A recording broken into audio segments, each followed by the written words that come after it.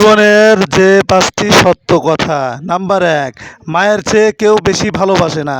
কারণ মা আপনাকে ১০ মাস ১০ দিন গর্ভে ধারণ করলেন এবং নিঃস্বার্থভাবে এই ১০ মাস আপনাকে পেটে নিয়ে চলাফেরা করলেন, খাওয়া দাওয়া করলেন। খাওয়া দাওয়া করতে পারে না, বমি পর্যন্ত করে ফেললেন। তারপরও আপনাকে কষ্ট পেতে দিলেন না এবং অবশেষে কষ্ট করে দুনিয়ার বুকে আপনাকে নিয়ে আসলেন। দুনিয়ার বুকে নিয়ে আসার পর আপনার ওই মাখা মুখটা দেখে আপনার মা সমস্ত ব্যথা বেদনা সব ভুলে গেল। আর সেই মার চেয়ে আপনি মনে করতেছেন আপনার চাচি আপনাকে বেশি ভালোবাসে, আপনার শাশুড়ি আপনার বেশি ভালোবাসে, আপনার খালা আপনাকে বেশি ভালোবাসে, আপনার ফুফু আপনাকে বেশি ভালোবাসে। কখনোই না, কোশ্চিনকালেও সম্ভব না। আপনার মাই আপনাকে সর্বোচ্চ ভালোবাসে, এর চাইতে বেশি কেউ ভালোবাসে না। আর সেকেন্ড অপশনে আছে আপনার বাবা। আপনার বাবা অনেক বেশি ভালোবাসে আপনাকে, যিনি নিঃস্বার্থভাবে আপনাকে সারাটা জীবন ভালোবেসে যায় এবং ছোটোর থেকে বড় করার জন্য কত হাড় ভাঙা পরিশ্রম করে, তাদের চাইতে বেশি আর কেউ ভালোবাসতে পারে না। নাম্বার ২, গরিবের কোনো বন্ধু হয় না। গরিবের টাকা সম্পদ নাই, অর্থ সম্পদ নাই, এই জন্য গরিবের কোনো সময় ভালো বন্ধু হয় না। কারণ হলো তারা একজনের শুধু খেতেই পারে, তাদের খাওয়াইতে পারে না। নাম্বার ৩, সম্মান তারাই পায় যাদের টাকা আছে।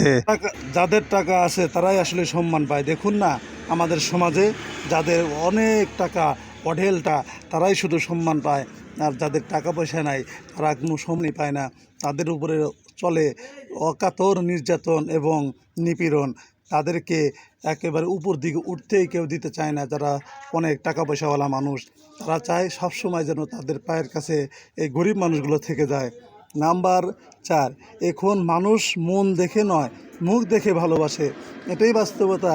এখন মানুষ আর মন দেখে ভালোবাসে না, মুখ দেখে ভালোবাসে। কারণ মুখ দেখে দেখে চিন্তা করে যে ওই মানুষটার কাছে যদি আমি ভালোবাসাটা দিই, ওই মানুষটাকে যদি আমি ভালোবাসি মন থেকে, তাহলে আমি কিছুটা পেতে পারি।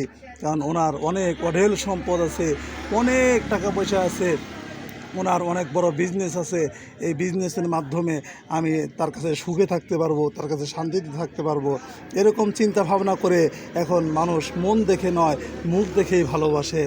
নাম্বার ৫, যেই মানুষটি নিজের হয় সেই মানুষটি বেশি আপনাকে কষ্ট দেয়, বেশি কষ্ট দিয়ে থাকে। কারণটা হলো এই যে আপনি যাকে অতিরিক্ত ভালোবাসবেন, সে আপনাকে যদি কোনো কথাই বলুক না কেন, একটুখানি কষ্টদায়ক কথা বললে আপনি সর্বোচ্চ কষ্ট পাবেন। এটাই বাস্তবতা। আর আপনাকে এই কাজগুলো থেকে অবশ্যই ফিরে আসতে হবে, আল্লাহ রাব্বুল আলামিনের কাজে আসতে হবে। আল্লাহ রাব্বুল আলামিন যেই ইবাদতগুলো আপনাকে করার হুকুম করেছেন, সেই ইবাদতগুলো আপনাকে ঠিকঠাক মতো আদায় করতে হবে। যেমনটা ৫ ওয়াক্ত নামাজ এবং ৫ ওয়াক্ত নামাজের পরে পাশাপাশি আপনাকে কোরআন তেলাওয়াত করতে হবে। আল্লাহ রাব্বুল